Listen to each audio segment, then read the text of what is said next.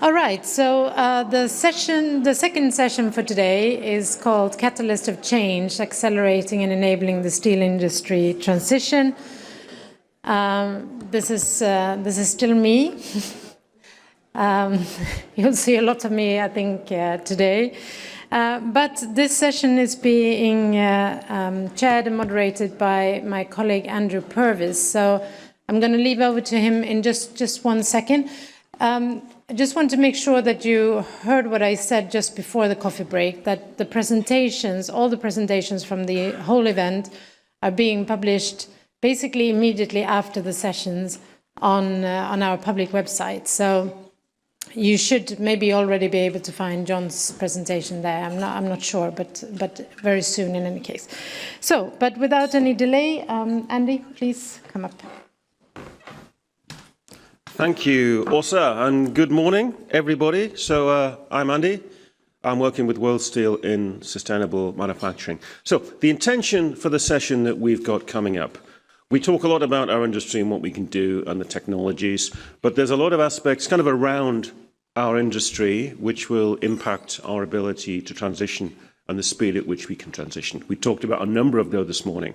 We're here generally talk about issues like policy and markets, but there's also issues like skills, availability of critical technologies, infrastructure, these kind of issues. That's what we want to focus on with our panel this morning. We have 5 excellent panelists, but I want to open up with a presentation. So we've invited Alisdair GRAHAM. Where are you, Alisdair, at the back? So to come forward. So Alisdair's working at the ETC, the Energy Transitions Commission, and leads their work on industrial decarbonisation, also overseeing the work at Mission Possible Partnership over steel, aluminium, and has worked, I think, in a number of broad areas, from journalism analysis to Bloomberg Government Service. And I would like to invite Alisdair to just talk to us a little bit about your view of our sector, the challenges, and I guess the enabling conditions that need to be in place for this change to happen.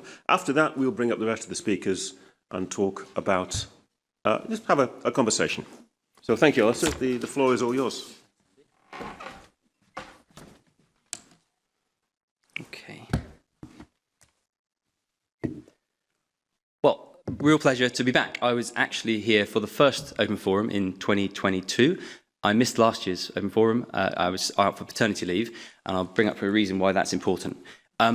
So, I'm Alisdair GRAHAM. I head up Industry Decarbonisation at something called the Energy Transitions Commission. For those of you not aware of what that is, the ETC is something in the order of 50 either major energy producers, consumers, or financiers, typically chairman or CEO level, involving Shell, BP, ArcelorMittal, Tata Steel, major Chinese power producers, all aligned around the Paris objective and basically how we crack the code of how we get there by 2050, so net zero by 2050. In doing that, we obviously went deep into a number of hard-to-abate sectors. We did some work in late 2018 on something we called Mission Possible, which was the first systematic effort to lay out what it would take to decarbonise the set of so-called harder-to-abate sectors. In doing that, we then realised that to go really deep, you need to go into sectoral verticals. So we created something called the Mission Possible Partnership, which I'm here partly today to represent. And that most recent evolution of which has gone into something called the Industrial Transformation Accelerator, which is backed by the president of COP28, President Sultan Al Jaber, Bloomberg, and also the Mission Possible Partnership provides the secretariat for that.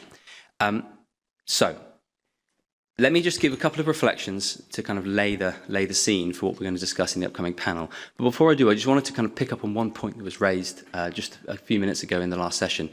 I think it was by Edwin, around the cost of decarbonising the sector. We've got to be really careful with these numbers. So the number I've seen from WoodMac, I think 1.3 trillion, is possibly correct.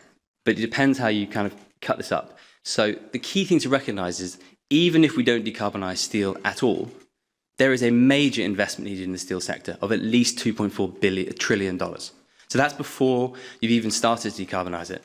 Then our estimates from our open source modelling, which you can all go and dive into, and it's similar to the World Steel Dynamics analysis, but it's all open Python code, so dive in and enjoy. We estimate between 5.2 and 6.1 trillion, 2/3 of which fall outside of the steel fence. So they actually are in the wider energy system. So you can start to see that this becomes a little bit more nuanced than the kind of the big numbers that get bandied around. The other thing is that we see investment peaking in 2031 to 35 window. So actually, the cumulative investment over time is in the order of 5 or 6 trillion. However, the profile of that spend is peaking just after 2030. So without further ado, let me dive into what we're going to discuss on the panel and this concept of catalyst for change. I'll start with a reflection. So at the first Open Forum, my boss, Alisdair Turner, took me aside and he said, this sector's on its way, isn't it? We don't need to worry about this one quite so much. And there is something about steel which feels a little bit special. And I work on a lot of sectors, petrochems, aluminium, so on and so forth.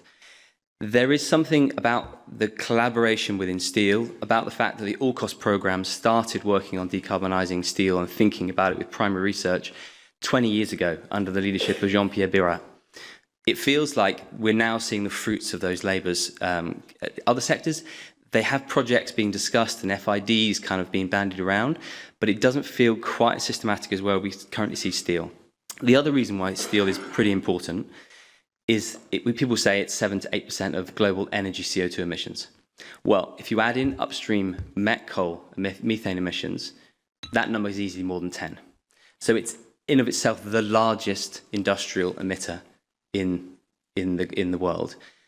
So the importance of making rapid progress in decarbonising it is greater than almost any other sector.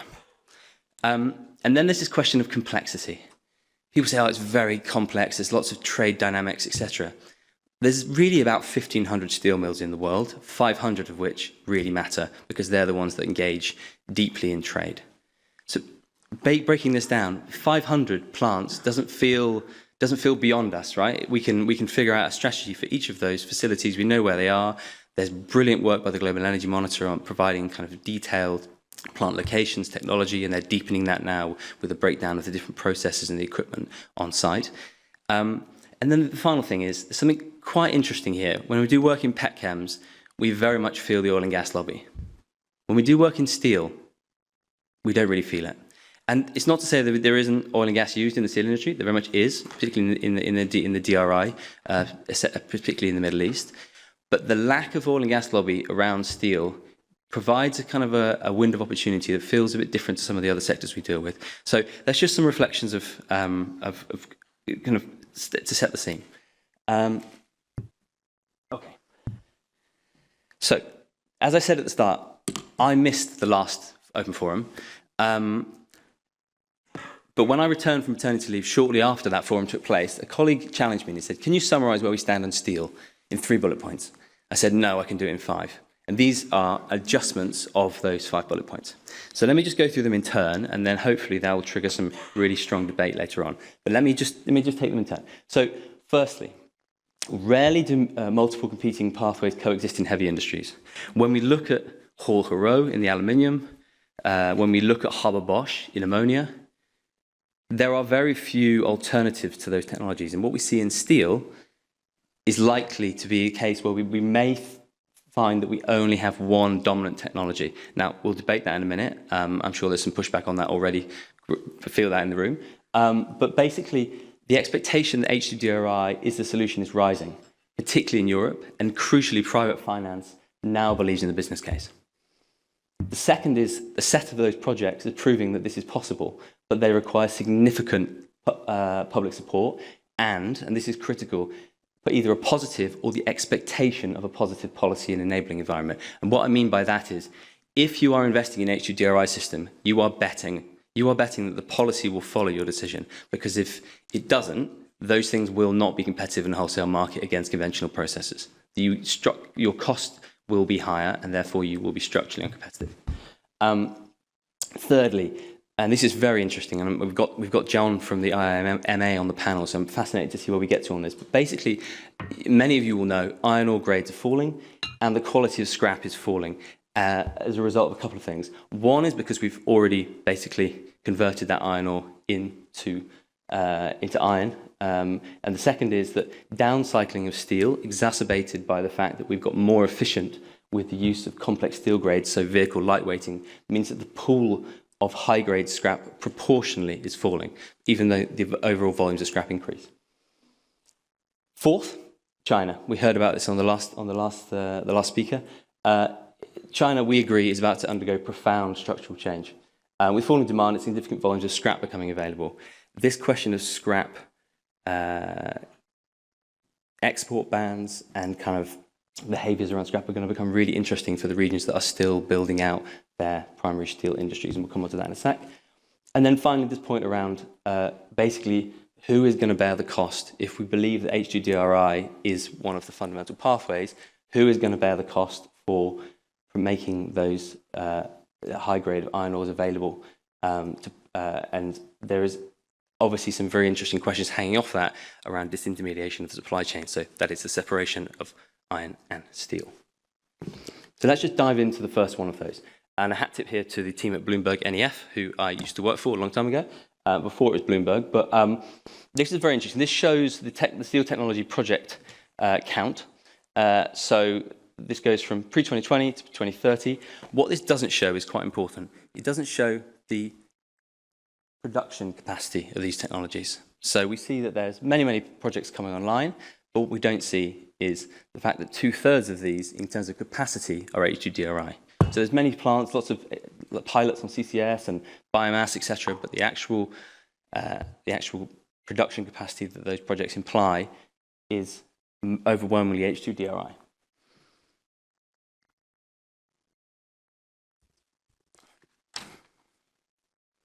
So, a couple of questions that this raises, just to provoke people. So the first is, will the 5 or 6 first-of-a-kind plants go on to scale in the wholesale market?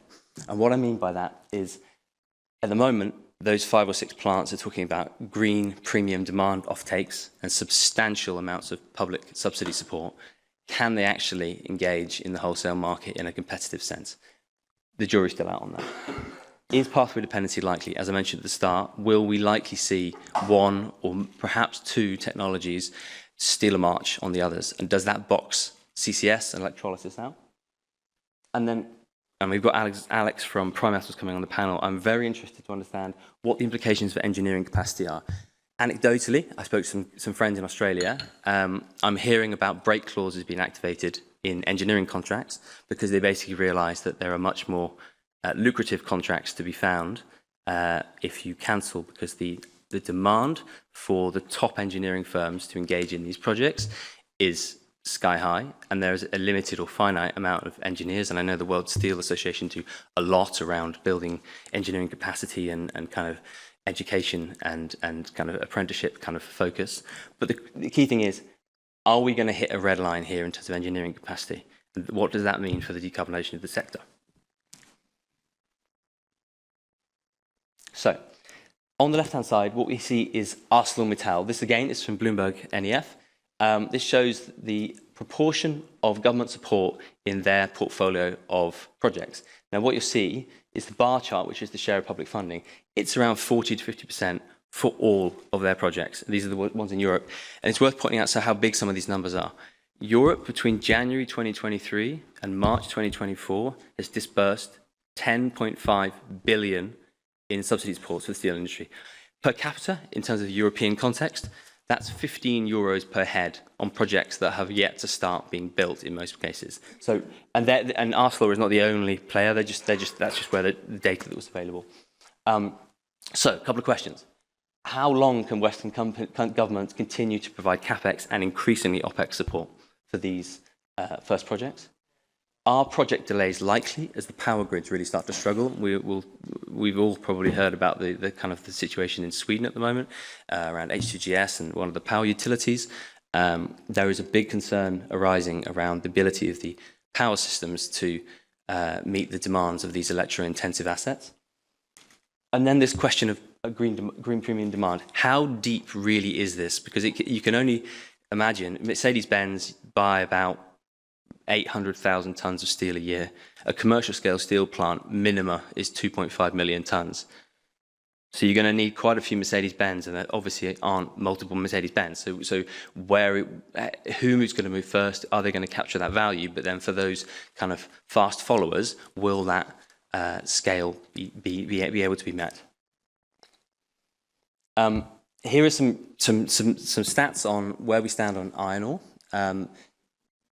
Very simply, sinter feed, the FE has been falling since 1998. It's down by about 1 or 2%.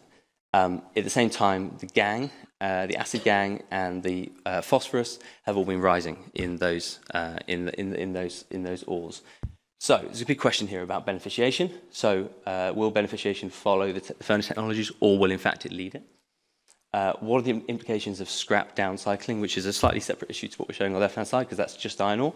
But is there going to be a shortage of premium scrap, and what does that then mean for some of these projects? I mean, anecdotally, we're hearing that some of the first move H2 DRI projects are running 60 to 70% scrap in the EAF stage. So significant volumes of scrap are needed for those projects.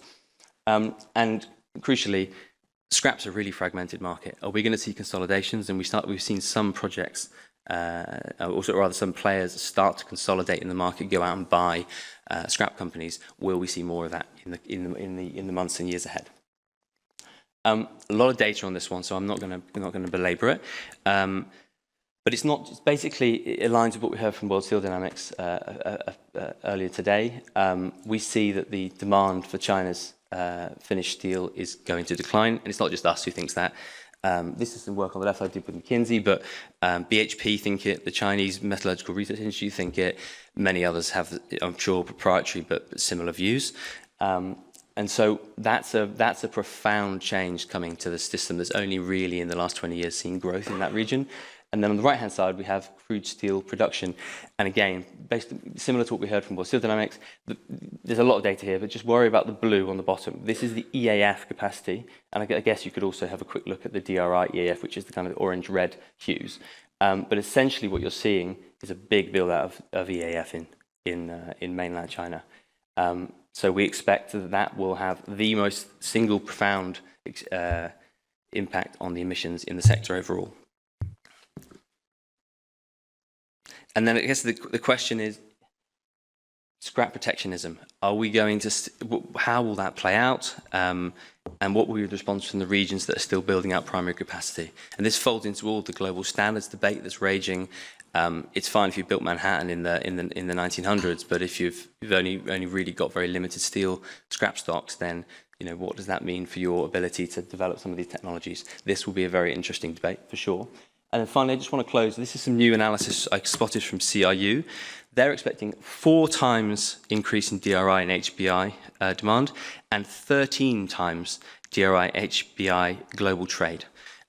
So that's kind of out by 2030. So an absolutely skyrocketing amount of trade of those two products. And at the core of that is essentially imports into JKT and the EU. And to an extent, I think what this is really implying is the disintermediation of the iron and steel integrated chain. So we're going to see DRI and HBI made in places where it's cost effective to do so, and we're going to see steel made where it's actually needed in end-use markets. So 3 questions to just finish off with. One is, will engineers find a way around the DR ore conundrum? How might the potential value, how might the potential breakup of the iron and steel value chain play out, and what might be the new economic development and new market entrant opportunities? And we will look at some of the opportunity in Africa, but in the Simandou project, the Rio Tinto with its partners is leading on. They're building more than just an iron ore mine. It's a much bigger project than is typically the norm. So, a real canter through where I think we stand in June 2024, and I'm absolutely fascinated to hear what my fellow panelists make of those provocations. And I'm looking forward to joining you now, Andy, to dive in. Fantastic. Thank you. Thank you, Alisdair. That's great. So I will invite my panelists. Please come up, take a seat. Alex, Beth, Lewis, John. please take a seat. So we have an hour and a bit to talk about some of the issues. There we go. So I think what we'll start with, we've had Alisdair up to introduce himself. I'm going to ask each of you, just in a minute or two, to briefly introduce yourself to save me doing it and getting it wrong. And just tell us who you are, who you represent, and kind of what's your interest in the transition of the steel industry. So maybe looking to the left, we'll start with you, John. Yeah, you have a microphone. Hi, yes, many thanks for the invitation to take part in this panel, first and foremost. This is the first time I've been present in the forum. I was online last year and missed it the previous year. I don't think it was for maternity leave purposes. I'm a bit beyond that now. I'm John Atherton. I'm from the International Iron Metallics Association. The association is the representative body for the ore-based metallics sector. Obviously, at the core of that are the producers of ore-based metallics, and I should just remind you all that it's not just DRI, HBI, it's pig iron as well.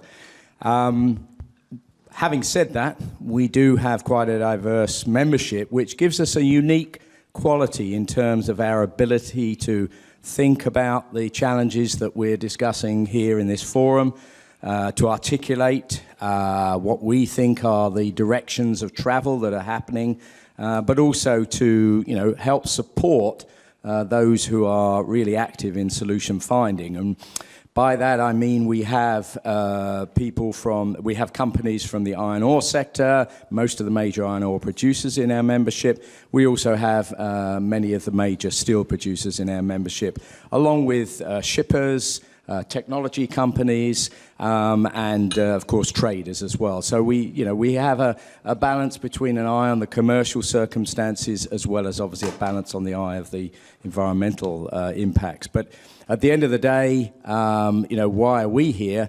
We're here because, as you're already seeing and probably already know, green iron is pivotal to success in the decarbonisation of steel making. Undeniably, because the impact of iron making in terms of CO2 emissions is high, but also the opportunity, the technology availability, the accelerated progress is there for the taking in this particular sector. Thanks, John. Alex? Yeah, first of all, Andy, thanks for having me here. I've been joining also the recent open forums. So it's great being back. So my name is Alex Fleischendl. I'm with Prime Metals Technologies, one of the leading technology providers for the steel sector, starting from iron ore beneficiation down to the finished steel product. I'm based in Linz in Austria, being CTO of the company, but I'm fully passionate regarding decarbonization and all sustainable steel topics, I have to say. So I've taken up also the role of heading the Green Steel organization in our company, which is a global function there. Maybe to add also, Prime Metals Technologies is a group member of Mitsubishi Heavy Industry, so we have also strong ties to the upstream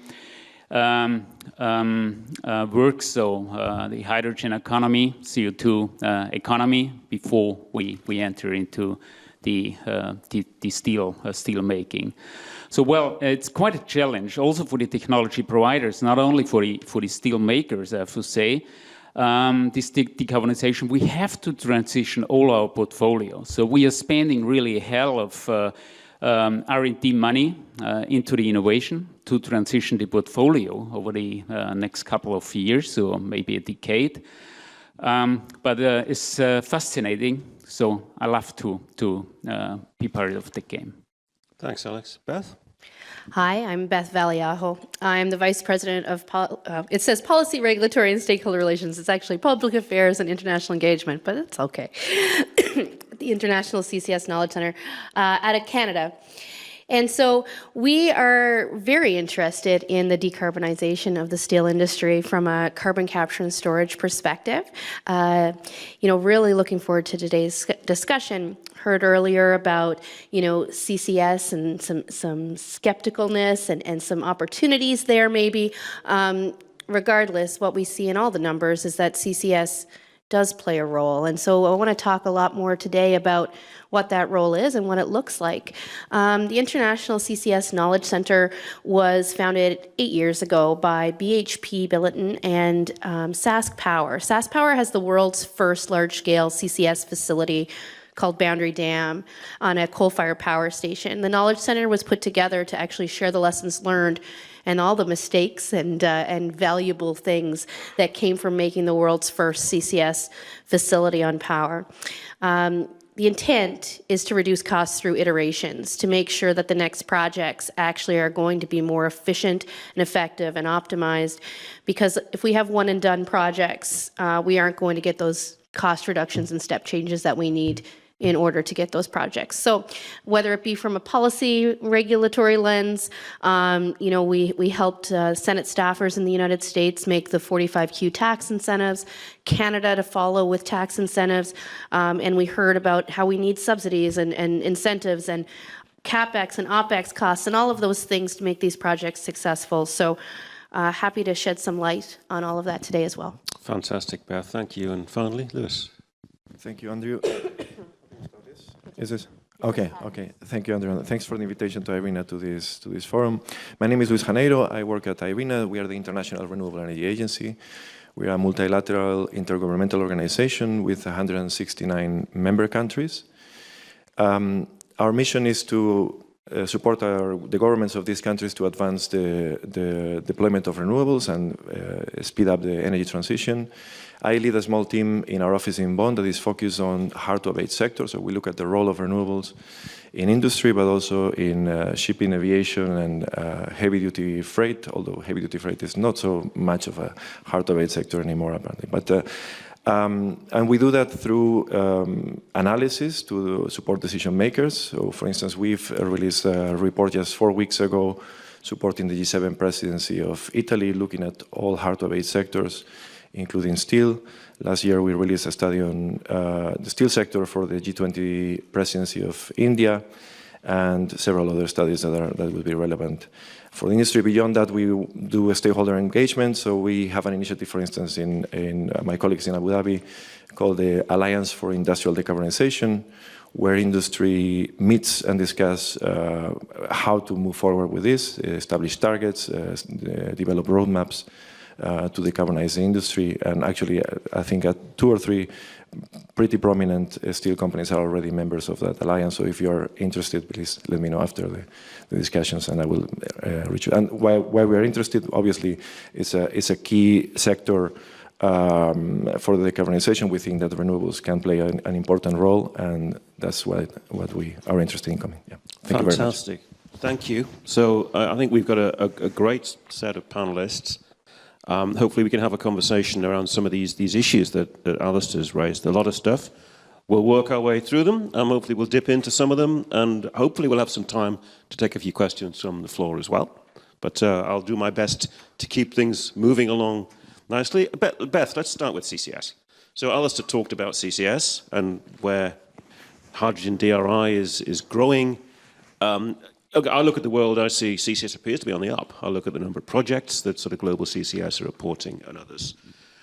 And it's clearly part of the solution for our industry, but certainly in Europe and a few other places, hydrogen appears to have attracted all the attention. And it seems to be more attractive. Why do you think hydrogen has sort of ellipsing almost CCS in many ways in some regions? And what needs to happen to make CCS more attractive and raise the profile as part of the solution? Thanks for the question, Andy. First of all, I'll say we need everything, right? We're going to need hydrogen. We're going to need nuclear. We're going to need CCS. We're going to need absolutely every single tool in the toolbox that's out there in order to meet these net zero targets. So I'm often hesitant to pit hydrogen and CCS or other renewables and CCS and other things against one another, because we need a Herculean effort here to reduce our emissions. And so I do think that the value chain and the costs and the, looking at the ability to have hydrogen with steel is very important, and that absolutely needs to continue to move forward. From a CCS perspective, I will say that, often we hear about the cost prohibitive nature of CCS. I would say that the technology is proven. It has been done. There are new and upcoming technologies in CCS that may be a better suit and a better fit for potentially iron and steel and have lower costs. So when we look at the, high-level TRL level CCS technologies, they're mostly amine-based and post-combustion technologies, which, when you think of the multiple point sources from iron and steel, can often, be a bit of a detriment. That being said, we're seeing in the North American context in particular, and I mentioned previously in the introduction, that there's a lot of incentives and a lot of push and policy work that's being done to make the CCS value chain work. And so, originally the first wave of CCS projects heavily relied on enhanced oil recovery to make their, economics viable. And that's where you see the Boundary Dam project, Weyburn, a lot of the projects in the United States, all relying heavily on oil to do that. Now, with carbon pricing, we're seeing in Canada in particular that, that's one of the levers that gets us there. Canada has capital cost 50% actually tax credit for capital by 2030 to drive those projects. And then also for the operating costs, you look at, $170 per ton carbon price Canadian by 2030. So the differentiation of making those projects happen in Europe, you're asking about the difference, is some of those certainty elements and the business certainty that links into that. Hydrogen has more business certainty right now. And I think that that's why you're seeing the tendency to lean in on that a little bit more. Would you put sort of Canada, the US, kind of on a pedestal in terms of CCS enabling policy at the moment? I would love to just say yes, because that's where I do most of my work, and I like to think I helped influence that. But what I would say is everywhere is different. I don't think that you can just take those policies and put them somewhere else. You have to look at the realities of what you're dealing with. We didn't just take 45Q, the tax credit out of the United States, a production tax credit, and put it in Canada. That has a carrot and stick regulatory approach, right? And so when you're looking at reducing industrial emissions, you really have to take a case-by-case basis and try and understand your electricity, your energy, your all of your mixes that go into making this, as well as your storage opportunities. Okay, thank you. John, we talked about CCS a bit. The other aspect that came up is low emission DRI and that technology. How do you see that evolving, in terms of the balance between CCS and hydrogen perhaps in different regions? What do you think will win out where? Is it going to be a strong regional aspect, or will it be more of a global theme? I guess it's going to be a regional aspect, because I think, again, what Beth has said, comparing the two, balancing them off. There are a lot of angles and approaches that you have to consider that could, end up being, dead ends, etc. For DRI, hydrogen-based production DRI, the gains there are immediate. The technology is there. The technology, as we heard this morning, for CCS is there as well in terms of carbon capture in that particular process route. Where you'll see benefits for CCS, and this is where the regional bit comes in, is in areas where the blast furnaces remain dominant and will be dominant. The problem there, as I said, with these multiple points of entry, is the economics, as Beth says, is the policy enabling environment. But, I'm optimistic about CCS. I think there's going to be some great changes that are happening. But I think, in fact, we as an industry sector, the iron and steel industry, I think we have a responsibility to try and clarify, to try and raise, to try and share more information on the evolution of CCS in our sector in order that others might be able to benefit, to be able to enhance that take-up, because it's going to help to bring that scenario that was presented by John this morning into a better position to bring that line of trajectory more towards the point of zero. Do you think we'll see much CCS on DRI? I mean, right now there's one. We talked about hydrogen a lot. You mentioned the blast furnace. Do you think you'll see DRI CCS growing? Well, I think in terms of the kind of sort of plant hydrogen-based sort of reduction that we're seeing, I don't see that it's going to be sort of, real rapid growth in that area. Alex may have a different viewpoint from their forecasting.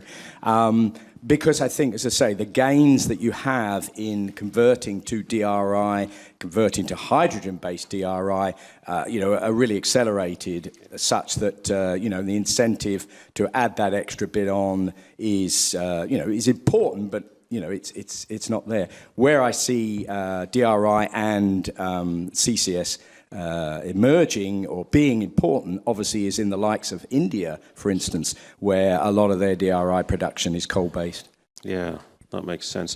Alex, I brought you in to this panel to talk a lot about the skills issues and some of the engineering constraints, but I think having the CTO of Prime Metals here, it would be remiss of me not to ask your view on sort of Alisdair's final point about the domination of hydrogen. I mean, I guess you'll sell me whatever I want to buy, but if you look at the market going forward, how do you see it playing out? Do you see there'll be a duopoly, a more heterogeneous steel industry, or a more sort of homogeneous approach? Well, first of all, I'm not a politician, but a technician. So I tend first to agree with someone's opinion and then to argue against. Yeah? I would say partly true. Yeah? So if we listen to all these stories and consultancies, there are a lot of stories about hydrogen-based DRI. Anyhow, I tend to use also Michael Liebreich's Swiss Army knife vision, I would say.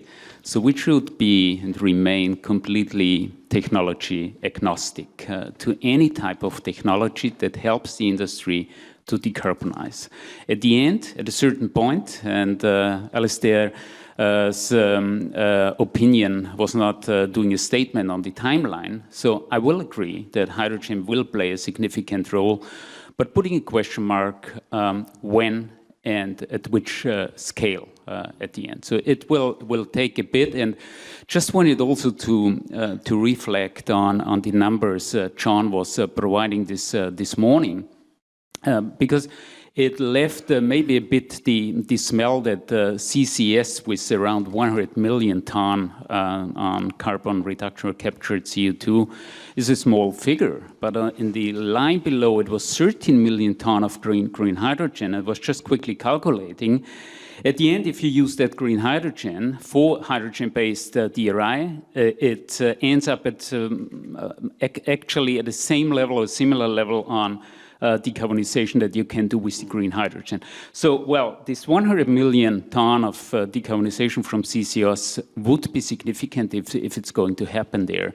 And the last thing I'd like to add is, it's not only CCS and it's not only direct reduction. So there are many other options. So we produce around 1.85 billion ton of steel.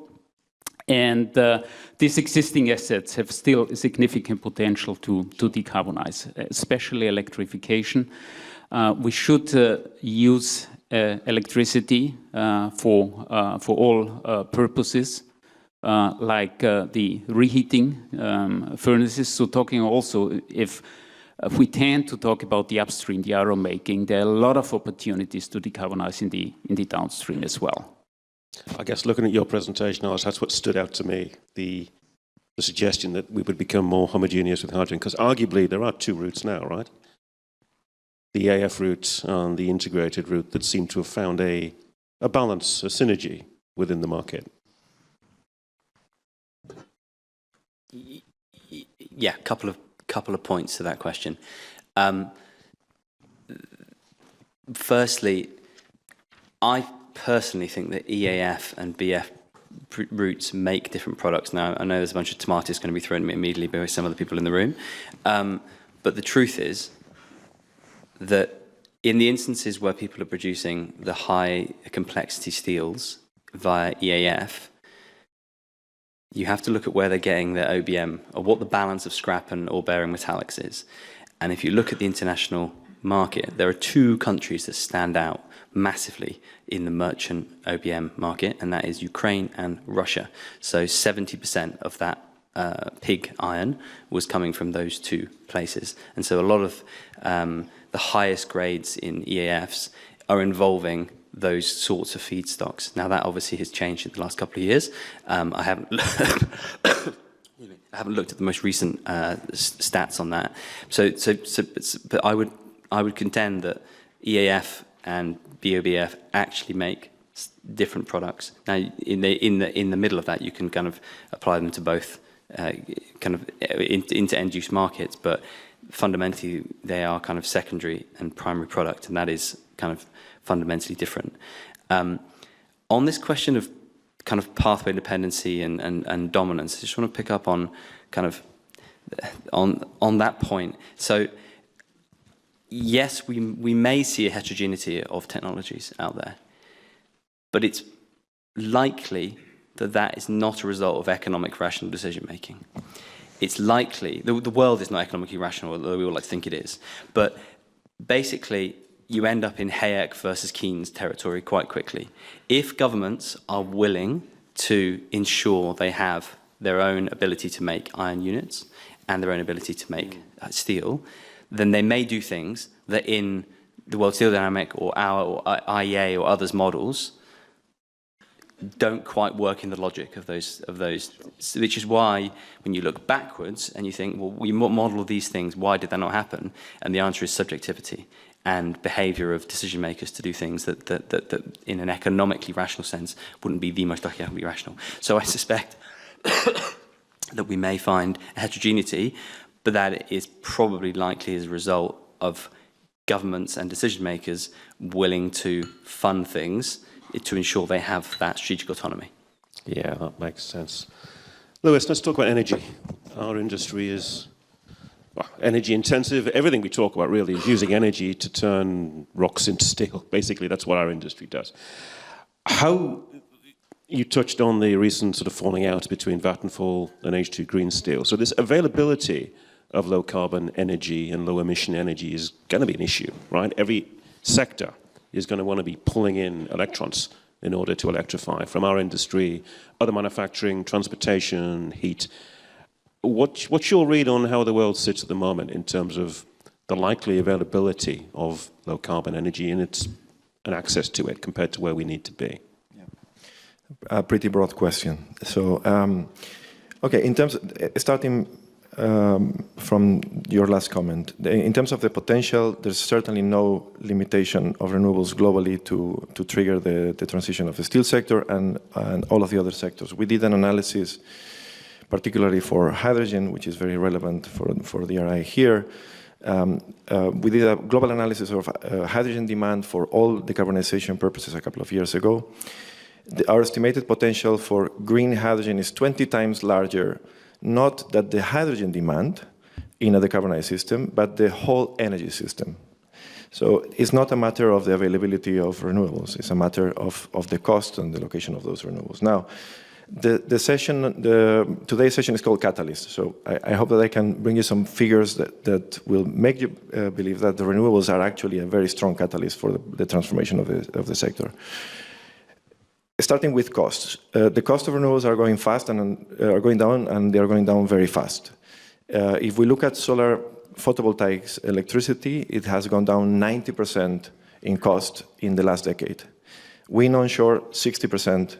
Wind offshore has halved in cost in the last 10 years. We see now, IRENA manages probably the largest database of renewable projects, tens of thousands of actual projects, monitoring closely the actual cost. We see now that in most jurisdictions around the world, the cheapest sources for new capacity are solar and wind, and there's still potential for further reductions. So we think that renewables will be the cheapest way to power the EAFs. So that's pretty much half of the sector in 2050 or somewhere close to that. But also to produce clean reductants, so hydrogen in this case, or even electricity if electrolytic approaches would actually make it to the market. So renewables would be the cheapest source to do that with low carbon.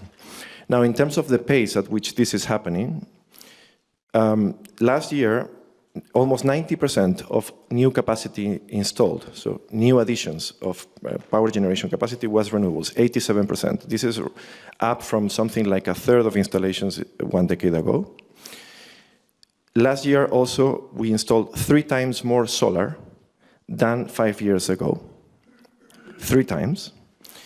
And actually 100 plus countries are comfortable enough now to pledge to triple renewables capacity, not in annual additions, but in stock, so the already existing capacity of renewables by 2030.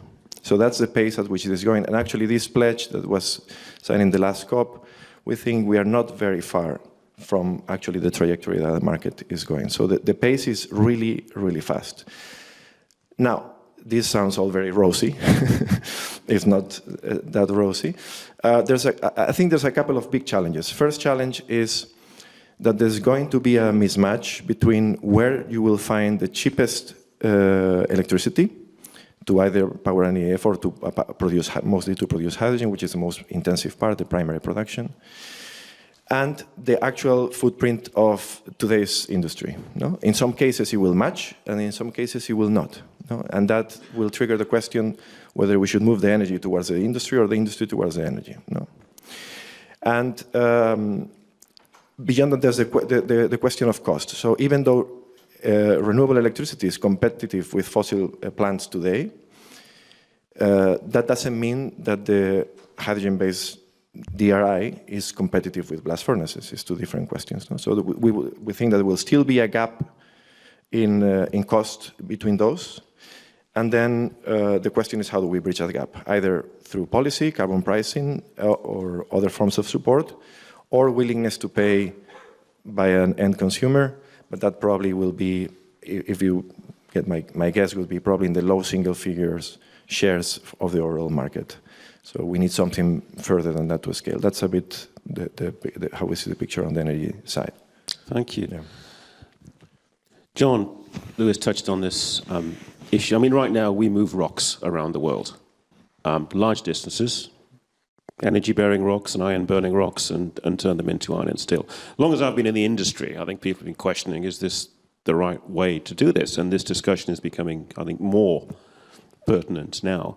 What's your view? This came up this morning as well, in the terms of the location of iron making. Do you think within your community we're likely to see this dislocation between steel making and reduction? So how significant is that going to be?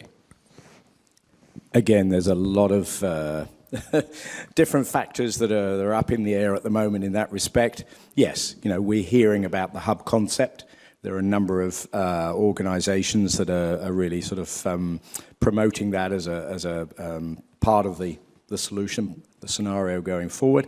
I think it's likely, yes. The extent to which it will influence the merchant market, I don't know. That's an open question. You can see the motivation because of what we've heard about sort of should we place the production near the sources of renewable energy, or should we place the renewable energy near the sources of production? And I think if MENA is probably the archetypal sort of example where you've got the benefit of renewables, you've got the benefit of the natural gas, which enables the startup at least of the hydrogen-based DRI, and therefore, you've got the cost structure and potential solution for hubs to arise. And there is demand for that, as we know. Asia will not necessarily either have the space or the capacity for that production, and therefore will benefit from that kind of trade. Somebody mentioned the US today. I think that's really an open question. It's a distinct possibility. There's a lot of investment going in there, potentials for more HBI production, certainly in the US. Whether that becomes merchant or whether that becomes domestic located, is an open question. And of course, Brazil, the transition there in terms of introducing more DRI. Again, the conditions are favorable in terms of renewable energy, in terms of location right next to the material, the high quality material. It's just there, the economics, I think, are the big factor. And this sort of resource government strategy, I guess, will come into this as well. As you talked about this before, if steelmakers are potentially going to buy metal, there has to be a liquid market, and you have to be confident in your supply chains. So I guess this issue that you touched on around government national interest could potentially come into play here as well. Yes, absolutely. I mean, you would hope that there's big economic growth potential for some of those regions that historically have not engaged or captured as much value as they could. I mean, taking us out the steel sector for a moment, if you look at Indonesia, they have a rule now that you have to refine the nickel that they have there to capture the value in country. Now, is that a model that might start to propagate around the world for regions that are producing historically iron ore, but they may wish to capture some of the value of producing the iron? There's many questions that feed off that. But I think just stepping one level back, the reason why most iron and steel assets are where they are is because there is access to end-use markets historically, riverine or sea-based transportation, and the right sort of kind of labour markets. What we're really talking about with the kind of the evolution of the industry is a change in the locational context where it makes the most sense to do these plants. Now, to your question about governments and their kind of decisions around this stuff, you could choose to intervene and say, no, we're going to do it in wherever. Historically, we've always done it, and we have multiple reasons why we want to continue doing that, even though we know that in a cost curve world, this is not the most economically rational thing to do. So I think there will be probably both. There will be new areas that open up simply because the economics are so compelling, and there will be places that will continue to produce high quality iron and steel because the decision making is in those regions decide that is the right choice for them in their particular context. Thank you. I want to talk about skills and engineering capacity a little bit. So we talked in all the presentations this morning about changes in the structure of the industry, more DRI, potentially more CCS. This is going to require a significant increase in our capacity to construct.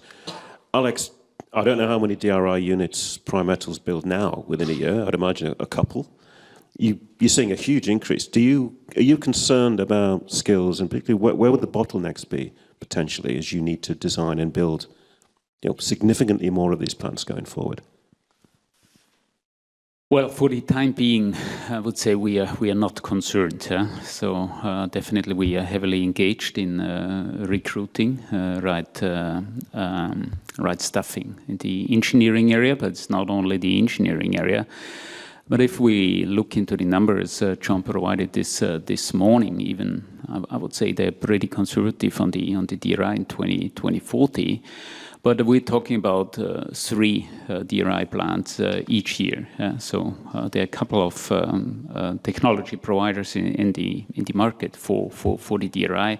So I don't see the engineering become a bottleneck. So what we recognize is definitely changing landscape of projects. So these are big white elephants.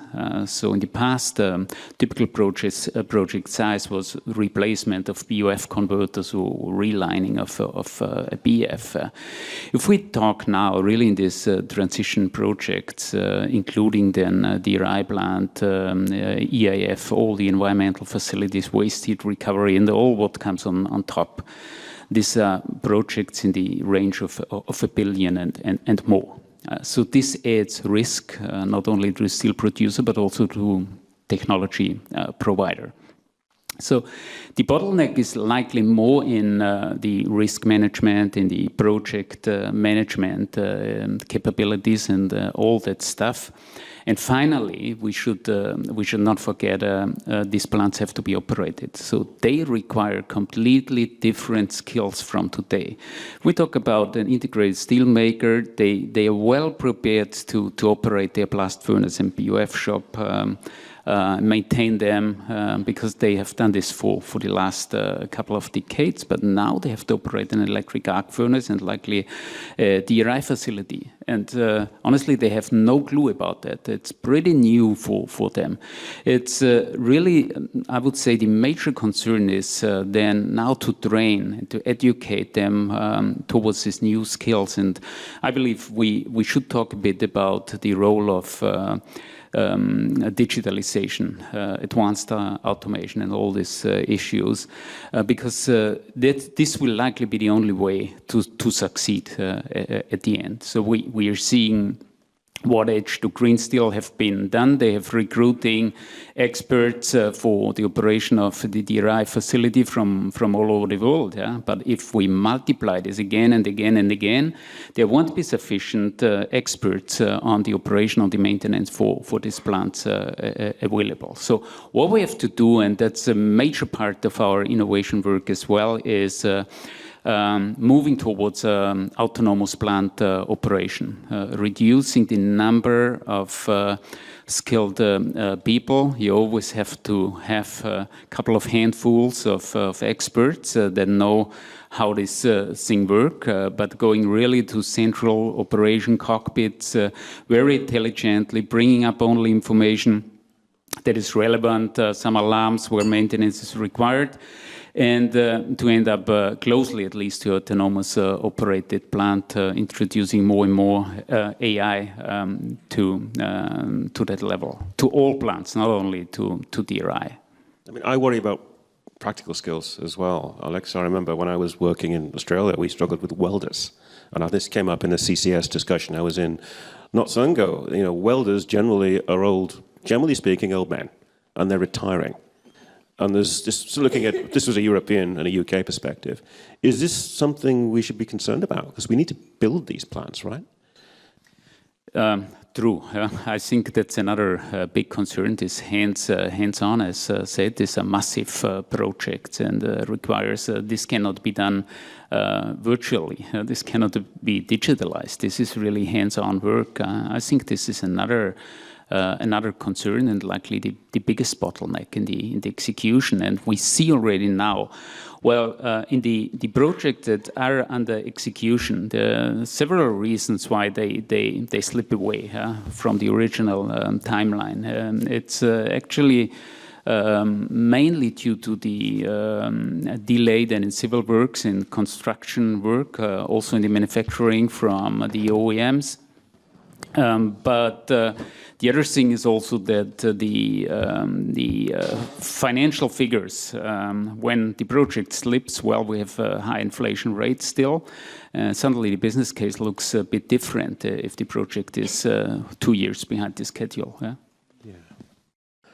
Is this something you've thought about, Beth, from a CCS perspective in terms of how you're going to build these plants? Absolutely. Labor and supply chain are probably some of the more pertinent issues as we see a drive for these projects to happen by 2030 and 2040 timelines. For example, in Canada, I mentioned that 50% tax incentive by 2030. That's the drop-off. And as you see these projects ramp up, you know, it takes it can take 6 years to get these projects to happen. And if they haven't already started or, made those final investment decisions and trying to get there, there's a real squeeze to get supply and labor to happen by a certain timeline. And you're seeing competition then across sectors and across technologies as well. And so as we transition to a cleaner economy, of course, you hear a lot, well, maybe the oil and gas industry can have people that, can go into these roles and do these jobs. Yes and no, right? From a labor perspective, there's also new provisions in North America that have been put in place for carbon capture and storage. And you have to meet, red seal levels, and you have to meet certain perspectives. I know when the Boundary Dam project was built in 2007, it was a big boom.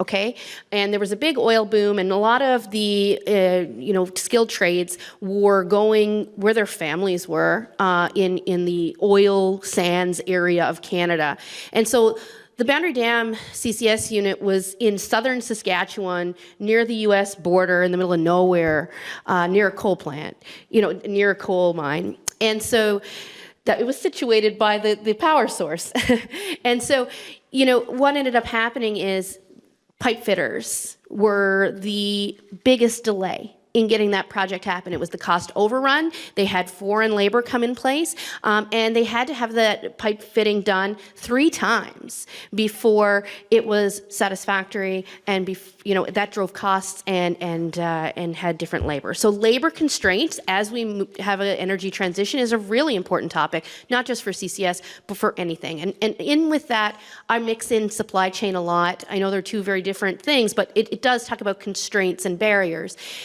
Steel for building CCS is very important. And so I don't know if that's in all of the models on steel demand and where it's going, but as we see more CCS plants being built, hopefully, in the coming years, we really need to figure out how we're going to get them built with what, and also, modularizing that, how we're going to transport it, all those things that you were kind of mentioning about moving those things around the world. Yeah, I think I regularly find myself arguing that steel makes all this stuff possible, right? We talk about CCS, renewables, it's all steel intensive. We have to find a way to make it in the volumes needed in a way that's sustainable. I do want to take questions from the floor, but before we do that, Lewis, one thing I haven't touched on is, I was curious your views on energy moving around the world. You touched on the fact that renewables and often manufacturer centers are somewhat increasingly dislocated. How do you, Irina, how do you see energy moving around the world? Do you think hydrogen is going to be shipped? Are we going to see it moving as ammonia, as electricity? Because this access to energy is really critical to this whole transition from our perspective. Yeah, hydrogen is difficult to move. I have a surprise for you. So today we produce hydrogen where and when it is consumed, no? And to a great extent, that will, so we've done quite some analysis on that. We think that to a great extent will continue like that, based on the physical properties of hydrogen. Of course, there's some exceptions to this. We did a modeling analysis a couple of years ago to see how we would meet global demand for hydrogen and how the main hydrogen flows would look like. What comes out of that is that, of course, this is a modeling exercise, so it's not a forecast, but it tells you something about the dynamics. No? In this modeling exercise, only a quarter of hydrogen demand would be traded across borders. 3/4 would be produced and consumed close to the demand. Out of that quarter that actually crosses borders, more than half would be traded as ammonia, but to supply ammonia demand, not to be cracked back to hydrogen. And the reasons for that is that the penalty of converting back the hydrogen, etc. There was a substantial part that came out in the modeling also of pipeline transport, mostly in Europe, with the idea that you can reuse the existing infrastructure of gas. So there was quite some strong flows from south of Europe towards the north of Europe, etc. The more we look at that, the more we are skeptical, especially when you move to the thousands of kilometers. The losses are pretty big. It's a more difficult story than the gas industry would like to believe and maybe to us to believe. Also, there's a lot of technical issues to recompression facilities, the standards of the materials, etc. So it's an upward hill. Pipelines could have a role within the hundreds of kilometers, probably, to connect big hubs of consumption, maybe. But of course, this is our perspective, which is evolving with improving the knowledge of this. So that's a bit the picture of how it looks from our perspective. Yeah. I've got a lot more questions, but I thought I would. We have about 15 minutes left. I wanted to take the opportunity to offer questions to the floor. So if anybody would like to ask a question, please raise your hands. I see at the back. There should be a microphone on your table. Please introduce yourself. I can't see for the light. Hello? Oh, it works. It's Renate from Anglo-American. Whilst Beth is on the stage, I wanted to ask about CCS developments in the cement industry, because we spoke a lot about power and steel, but they are the ones who are pushing the technology, I think. Yeah, it's a great question. When Andy and I were preparing for this, I actually said, I have watched the cement sector come a long way in the last, I'd say, 3 years even. And I feel that the steel sector and the conversation we're at today is where cement was 3 years ago. Different, obviously, industries, different options for decarbonization. The cement industry, 1/3 of its emissions can only be reduced by CCS. And so, therefore, there's a lot of top-down approach happening from cement, from a CEO-led, united front. It feels simpler to a degree, right, in terms of the solution set? No, Andy, I don't think so. I would, to be controversial, I think that it can be done, and there's willingness, and where the willingness stems, but there's also different options. And so simpler in the context of how you capture it, not necessarily, but simpler in the sense of, figuring out the best scenario for what your options are, maybe. And so I would say in the cement industry, actually this time last year, I spoke at the Global Cement and Concrete Association CEO event in Zurich. And dynamic change from 3 years previous. What I would say is that the Heidelberg Materials, the Holcim's, the large corporations are really getting behind tying net zero commitments to their executives' salaries and bonuses. They are also looking at, decarbonization, taking their lessons learned across their corporations. They're competing within their own organizations for the first plants. It's a real different model on deployment from where they were at 3 years ago. I would like to think that in 3 years from now, when I'm back here, I will say the same thing for the steel industry. I hope so too. I see a question over here. Working? Yeah. Yep. Caroline Ashley again, Steel, from Steelwatch. Andrew, my question's really to you, because it's the premise of a question. I've got 3 boys. I believe when it comes to chocolate cake, or football matches, or Christmas presents, they should have an equal chance. I don't believe that between CCU or CCS and green hydrogen. For their future, we know that green hydrogen, H2DRI, can produce near-emissions steel. If we're talking about 2050 and an actual net zero economy and a fossil fuel-free economy, that's what we need. Maybe we're not going to get there by 2040, we heard that this morning. Carbon capture, Nippon Steel have got very ambitious plans, Course 50, Super Course 50, even they say by 2050 they could only reduce emissions on their blast furnace by 50%, and that's their best effort in Japan. That's still, if there's still a ton of CO2 per ton of steel, that is not a fossil-free economy. I'm just baffled at your question, which was, how do we get more attention for carbon capture? How do we help it sort of compete with hydrogen in this race?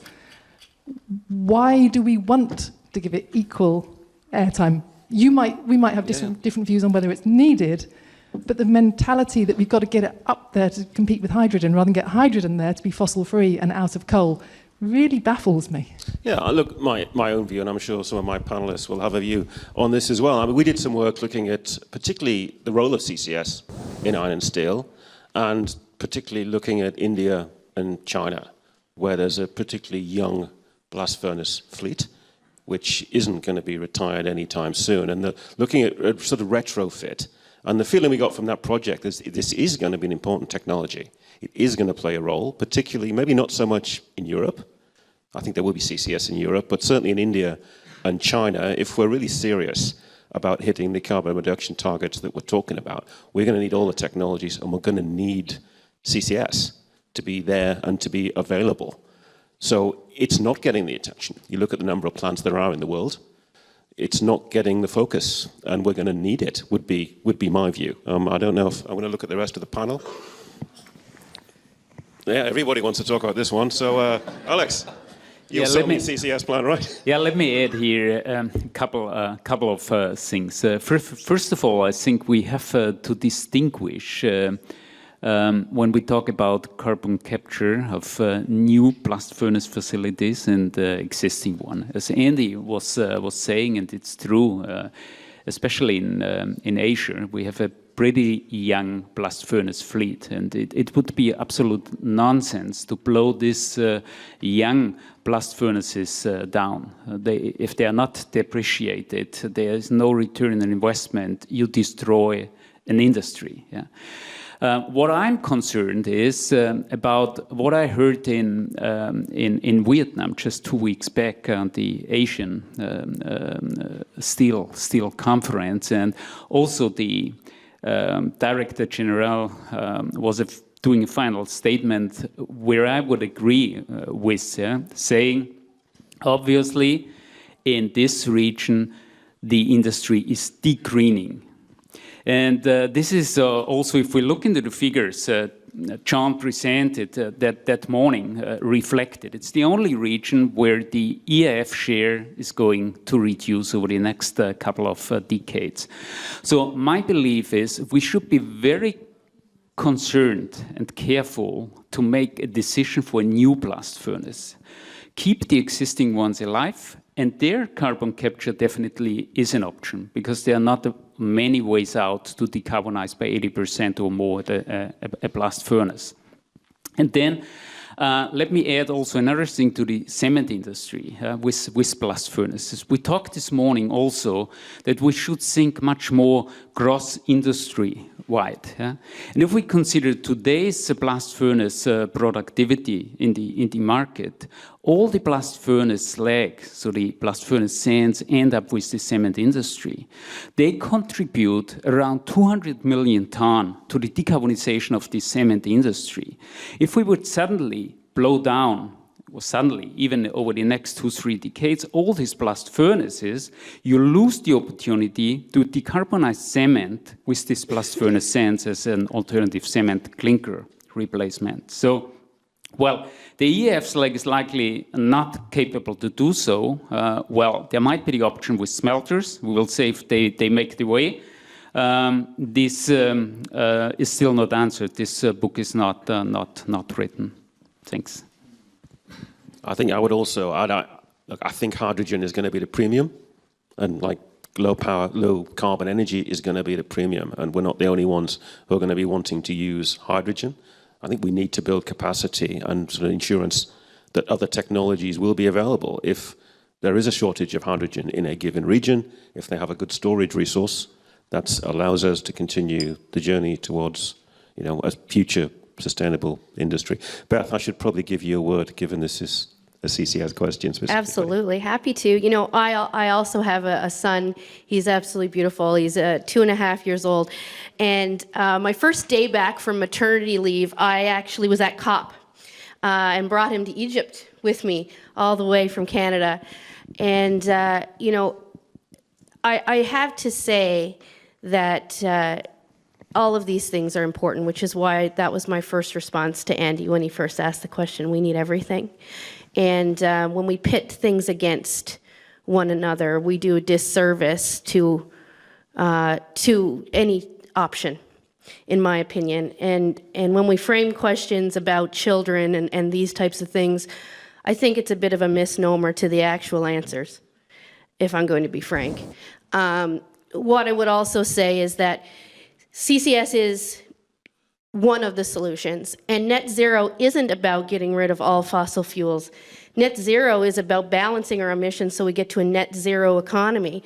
We're going to need direct air capture as well to reduce those emissions and those fossil fuel technologies.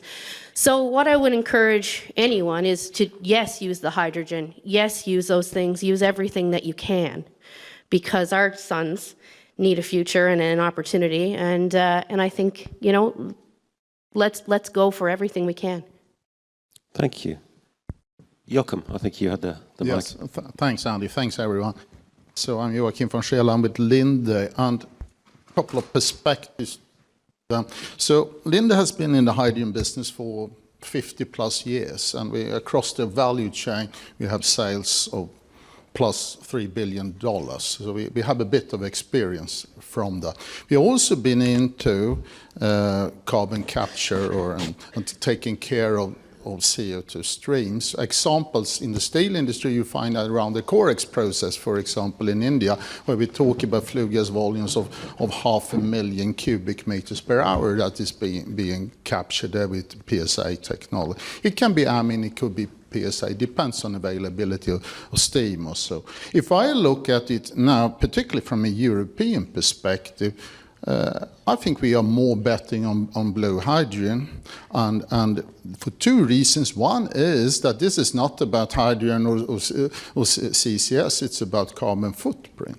And we can reduce the carbon footprint of the blue hydrogen down to 1.5 ton per ton or kilogram per kilogram. So we know that we can take in natural gas from Norway, we can put an ATR and carbon capture in northern Netherlands and get down to 1.5. And doing so, we can then scale up volumes in a completely different way than we can do with using electrolyzers, where we talk about rather small electrolyzers today that are available. This fine, as was pointed out, and we have been involved with, to use this hydrogen as a fuel in reheat furnaces or so, but when we need this at large scale, we talk about completely different volumes.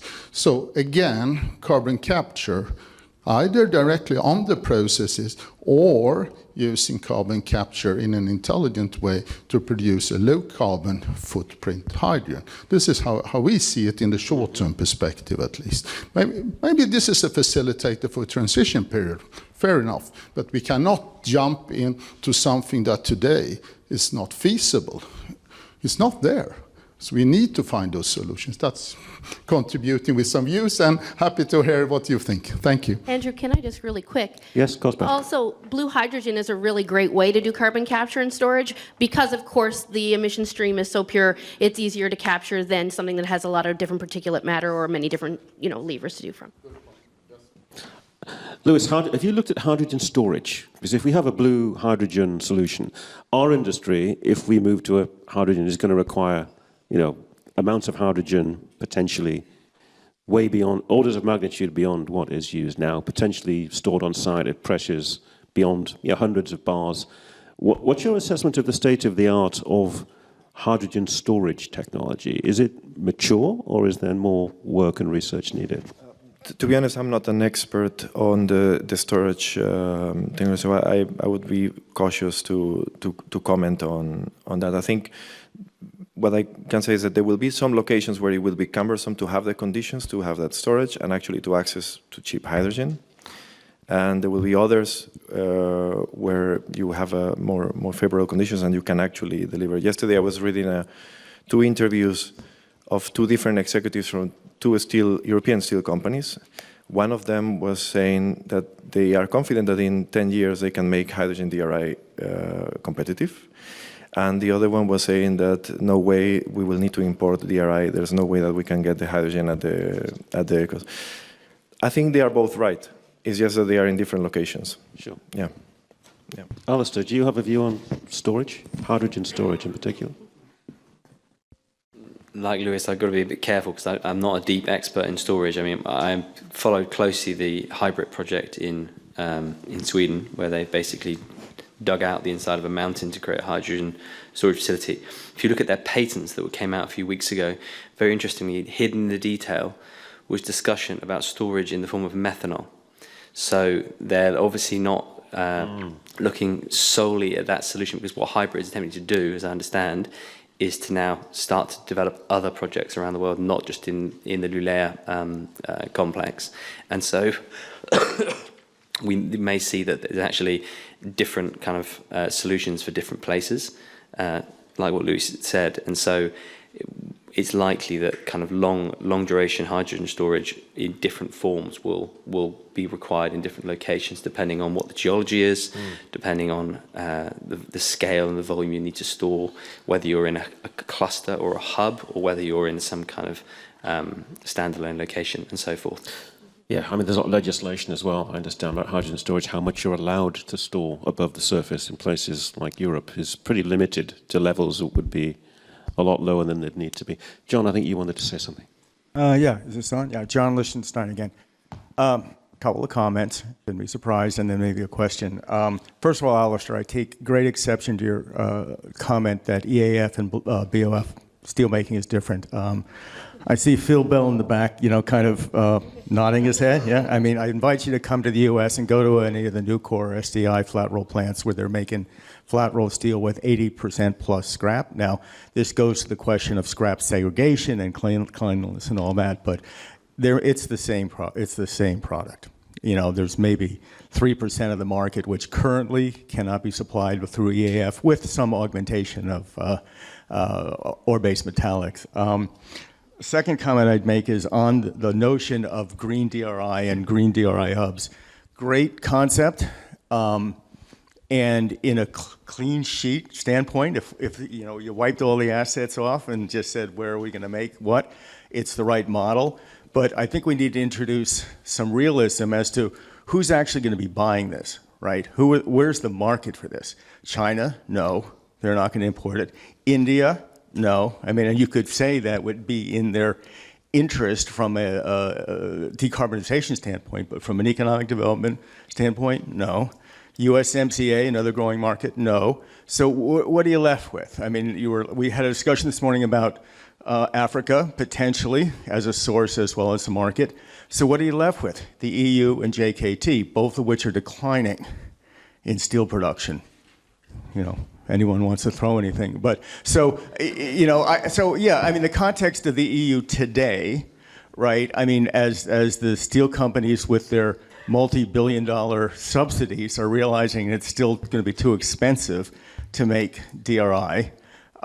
Yeah, the logic of importing it from the Middle East makes a whole lot of sense. Hydrogen pipelines, maybe. But I think, you know, when we talk about this green DRI or green iron hub basis, yeah, it's right, but let's put it in some kind of quantitative perspective, right? It ain't going to solve the whole world's problems. And finally on CCUS, I'm sorry, when we talk about technology maturity, we got to be industry specific here. It is not mature in steel. The only, leaving aside the Corex plants, the only use case that the steel industry has for carbon capture is Emerald Steel, a 1 million ton DRI plant where they're only capturing 30% of the emissions and using it for enhanced oil recovery. So again, I'm not here to diss CCUS, but I think we need to acknowledge the maturity, where it sits in relation to steel as opposed to power plants and other applications. Absolutely. And I have to respond to that, obviously. I didn't say it was mature, I said it was proven, technically. So those are two different things. And so it is proven technically. Absolutely, it is not proven at scale. For steel, for blast furnaces. Correct. Alex? Can I just quickly add comment on John's comment? Yeah, true, but also hydrogen-based DRI is not proven yet, so we have to wait also therefore for the reference. But what I wanted to say is, and you have not raised this question, the best form of how to transport energy or hydrogen, it's HBI. And that's the reason why I believe these hubs make sense. Even if you convert it back and ship it back. Yeah? It's not rock shipping, it's HBI shipping or pure.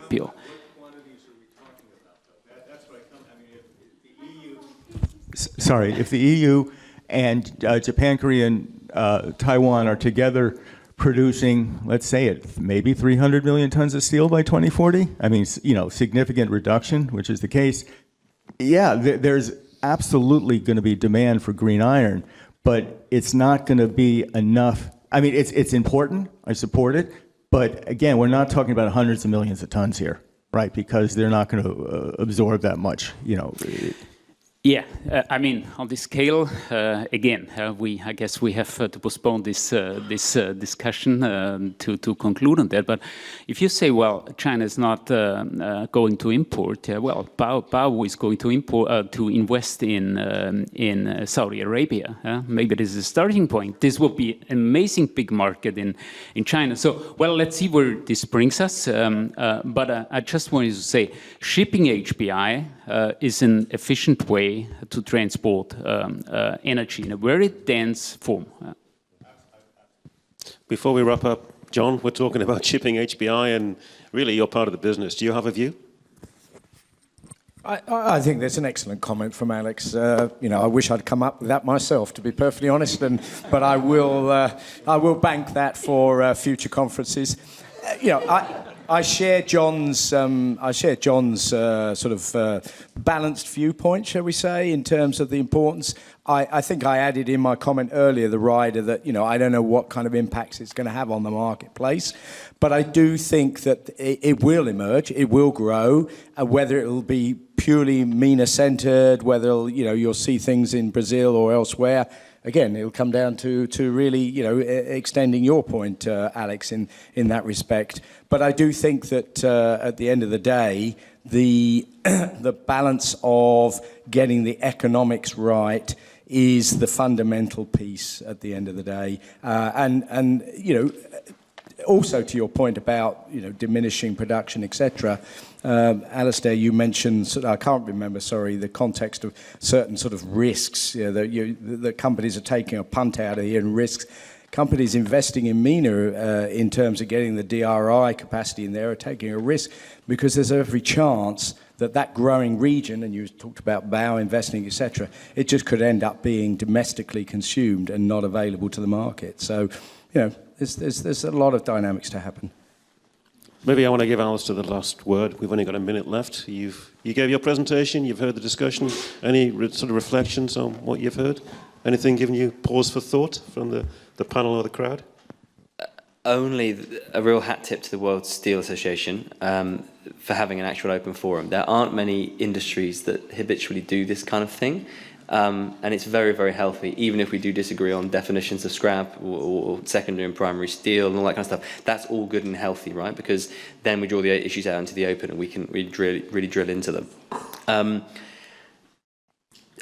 2 years ago, I remember that Edwin opened the session by saying, or rather closed the first forum by saying, we have a consensus that we need a consensus. And I think we've moved well beyond that, it feels like. It's no longer a kind of a question of forming any consensus. It's all hands to the pump, and let's get moving on some of the, you know, from the, I think Edwin said at the start, from the kind of the talk shop to the workshop. Absolutely, right? We need these projects. We need some of the proof points to pop up around the system. We hear that in the CCS context, in the disintermediation of iron and steel, in the hydrogen context. Different kind of regions have different preferences and kind of likely evolutions of their steel making footprints. But on the whole, this is not going to be neat and orderly. It will be a little bit messy and a bit scrappy until we kind of have the price discovery and make sure it's economically rational. Some of the technologies will get iterated on and refined, and I think that that's all good and healthy. So what we're likely to see, I think, my kind of final reflection is, we're going to have a set of first movers, and then we're going to have a whole slew of fast followers. And once we have that kind of critical mass, we'll have this session in 2 or 3 years, and the number of FIDs, the final investment decisions, will have skyrocketed. I'm confident of that. Excellent. And that's a good point to end. I think fast following isn't a bad thing. If we can get the first movers to enable that, that's a great outcome. Look, I know there's probably more questions, but I see a red flashing light in the distance. You will not thank me if I keep you from lunch. All of our speakers will be around for lunch. I'm sure we'll be happy to be talked to. So thank you, everybody, for your contribution.